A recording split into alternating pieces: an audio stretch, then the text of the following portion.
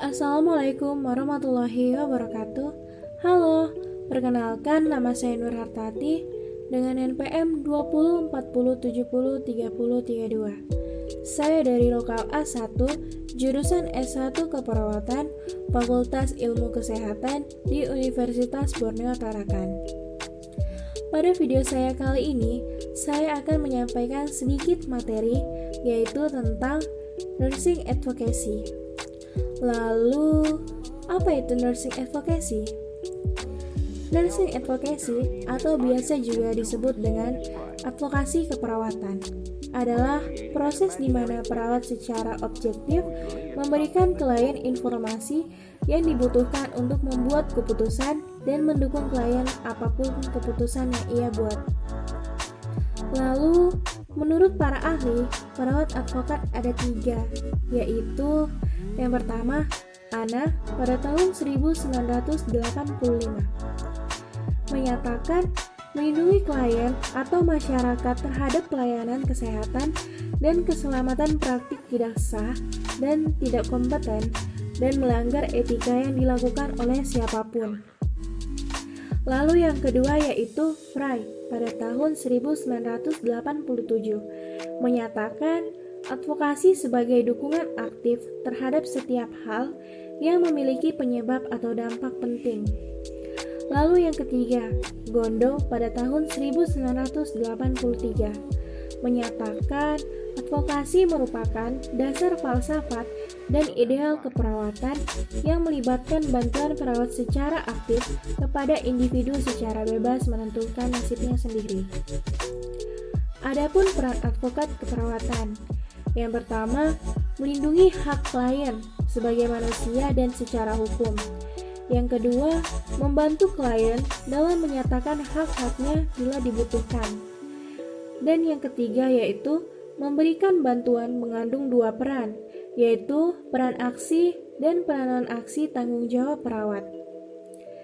Peran advokat perawat juga terbagi menjadi secara umum dan secara khusus.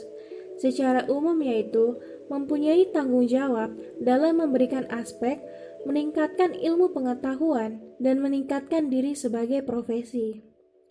Lalu secara khusus, yaitu memberikan aspek kepada klien mencakup aspek bio, psiko, sosio, kultural, spiritual, dan komprehensif dalam upaya pemenuhan kebutuhan dasarnya.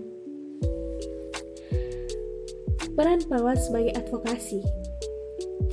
Sebagai advokat klien, perawat berfungsi sebagai penghubung antara klien dengan tim kesehatan lain dalam upaya pemenuhan kebutuhan klien, membela kepentingan klien, dan membantu klien memahami semua informasi dan upaya kesehatan yang diberikan oleh tim kesehatan dengan pendekatan tradisional maupun profesional.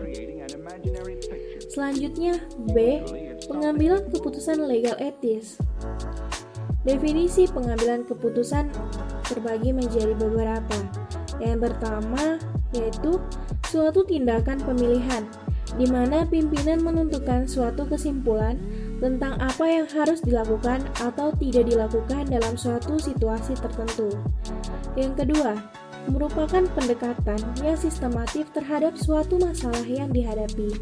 Yang ketiga, penyelesaian masalah, yaitu menghilangkan adanya ketidakseimbangan antara yang seharusnya dengan yang terjadi. Selanjutnya, berdasarkan kebutuhan. Jenis keputusan yang dipakai adalah yang pertama, keputusan strategis, yaitu keputusan yang dibuat oleh eksekutif tertinggi. Yang kedua, keputusan administratif, yaitu keputusan dibuat manajer tingkat menengah dalam menyelesaikan masalah yang tidak biasa dan mengembangkan teknik inovatif untuk perbaikan jalannya kelembagaan. Yang ketiga, keputusan operasional, yaitu keputusan rutin yang mengatur peristiwa harian yang dibuat sesuai dengan aturan kelembagaan dan peraturan-peraturan lainnya. Berdasarkan situasi yang mendorong dihasilkannya suatu keputusan, keputusan manajemen dibagi menjadi 2 macam. Yang pertama, keputusan terprogram, yaitu keputusan yang diperlukan dalam situasi menghadapi masalah. Masalah yang biasa dan yang terstruktur memunculkan kebijakan dan keseimbangan dan peraturan untuk membimbing pemecahan peristiwa yang sama. Misalnya, keputusan tentang cuti hamil. Yang kedua, keputusan yang tidak terprogram, yaitu keputusan kreatif yang tidak terstruktur dan bersifat baru, yang dibuat untuk menangani situasi tertentu. Misalnya, keputusan yang berkaitan dengan pasien. Berdasarkan proses pembuatan keputusan manajemen juga dapat dibedakan menjadi dua model. Yang pertama, keputusan model normatif atau model ideal, memerlukan proses sistematif dalam pemilihan suatu alternatif dan beberapa alternatif. Yang kedua, keputusan model deskriptif atau pendekatan lebih pragmatis, berdasarkan pada pengamatan dalam membuat keputusan yang memuaskan ataupun yang terbaik. Selanjutnya, ada pun tipe pengambilan keputusan. Yang pertama, pengambilan keputusan yang kurang tanggapan atau metode yang kurang diperhatikan. Yang kedua, pengambilan keputusan dengan cara otomatis. Yang ketiga, pengambilan keputusan minoritas atau yang lebih pandai dan yang lebih unggul. Yang keempat, pengambilan keputusan mayoritas atau melalui pemungutan suara. Yang kelima, pengambilan keputusan dengan konsensus, pengambilan keputusan dengan suara bulat. Selanjutnya C, metode pemecahan masalah. Masalah adalah perbedaan antara keadaan nyata sekarang dengan keadaan yang dikehendaki. Adapun elemen-elemen dari proses pemecahan masalah. Yang pertama masalah, yang kedua desired state atau keadaan yang diharapkan, yang ketiga current state atau keadaan saat ini, yang keempat pemecah masalah atau manager, yang kelima adanya solusi alternatif dalam memecahkan masalah, dan yang terakhir yaitu solusi. Masalah mempunyai beberapa struktur, di antaranya yang pertama masalah terstruktur adalah masalah yang terdiri dari elemen-elemen dan hubungan antar elemen yang semuanya dipengaruhi oleh pemecah masalah. Yang kedua, masalah tidak terstruktur adalah masalah yang berisi elemen-elemen atau hubungan antar elemen yang tidak dipahami oleh pemecah masalah. Yang ketiga, masalah semi terstruktur adalah masalah yang berisi sebagian elemen atau hubungan yang dimengerti oleh pemecah masalah. Secara umum, memecah masalah dalam manajemen menggunakan tahap pemecahan masalah sebagai berikut. Yang pertama, menyelidiki situasi. Yang kedua, mengembangkan alternatif. Yang ketiga, mengevaluasi berbagai alternatif dan menetapkan pilihan yang terbaik. Yang keempat, melaksanakan keputusan dan menetapkan tindak lanjut. Selanjutnya, dalam memecahkan masalah yang menyangkut masalah teknis, ada beberapa langkah yang dapat ditempuh. Yang pertama, menggunakan inferensi. Yang kedua, menentukan hambatan. Yang ketiga, membuat subsasaran. Yang keempat, mencari kunci melalui proses yang logis. Yang kelima, mengatur data untuk mengatur data dan keterkaitannya. Yang keenam, memulai dari sasaran dan menggunakan konsep sebab akibat dari sasaran kepada data yang ada.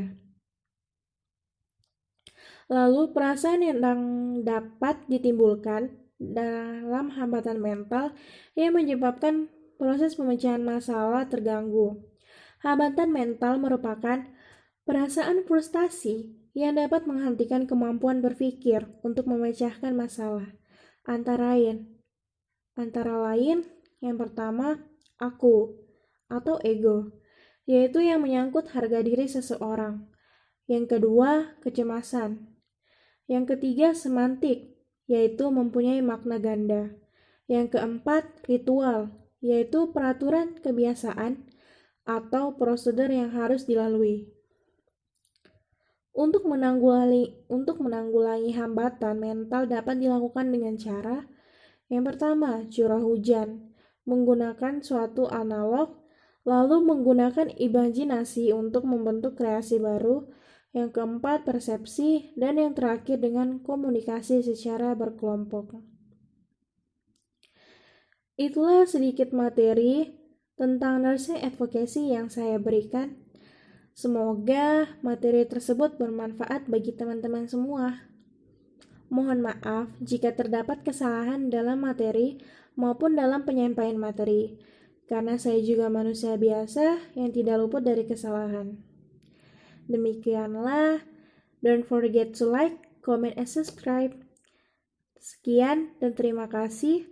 Wallahul muwaffiq ila aqwamit thoriq.